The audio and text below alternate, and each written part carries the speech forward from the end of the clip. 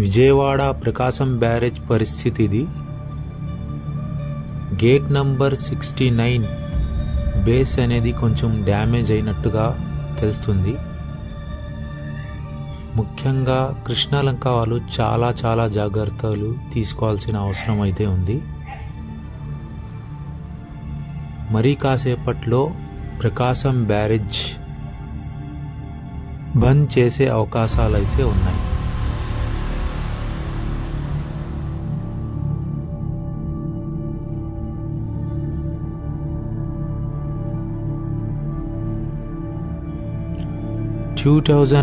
కన్నా 2019 కన్నా ఎక్కువ వాటర్ వచ్చినట్టు తెలుస్తుంది.